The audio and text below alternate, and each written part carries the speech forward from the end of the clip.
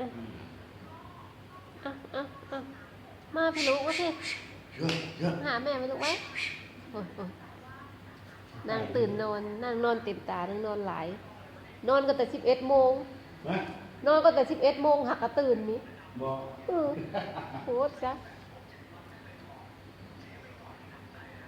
ตื่นตาแล้วมันนี่นอนนะเนาะโอ้ยเต็มตาข้างแม่แล้วแต่ก็7 โมงนอนมื้อแลง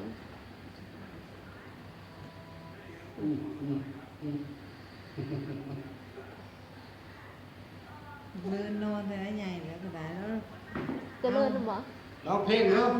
ไปมือนากับพูกโตแล้วก็เอาลุงเกี่ยวข้าวลุงเกี่ยวข้าวเท้าเขาขุดมาเพื่อเต็มตื่นแค่ไปบ่ได้เลยเพื่อนนี่แค่คนที่มีไฟไกวได้ปลาเป็นโตเลย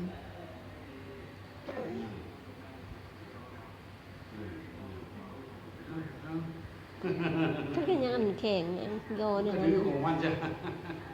ดื้อแล้วยืดอันบิดขาผ่าเหยียดแข็งเนาะแม่เหยียดขาขึ้น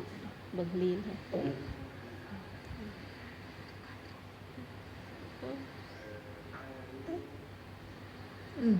ได้คนก็ได้แม่ปูห้องหน้าเพิ่นเลยปูจะมีห้องหน้าเพิ่นยุเงยขึ้นเงยขึ้น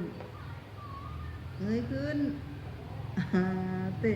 มันเสพบอกกินอันนี้นะว่าอีเมะก็ดี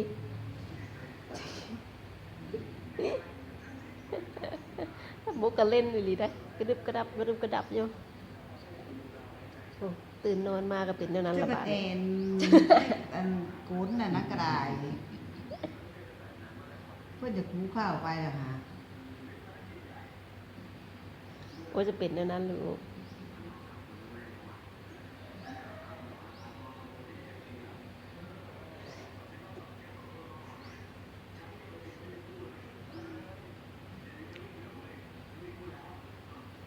จะ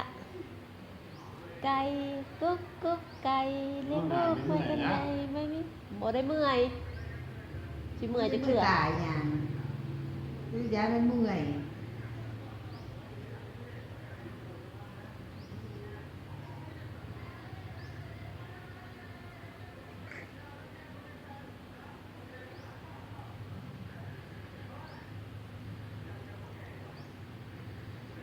หัวนี้จะยู่แล้วบาดนี้เนาะแข็งแล้ว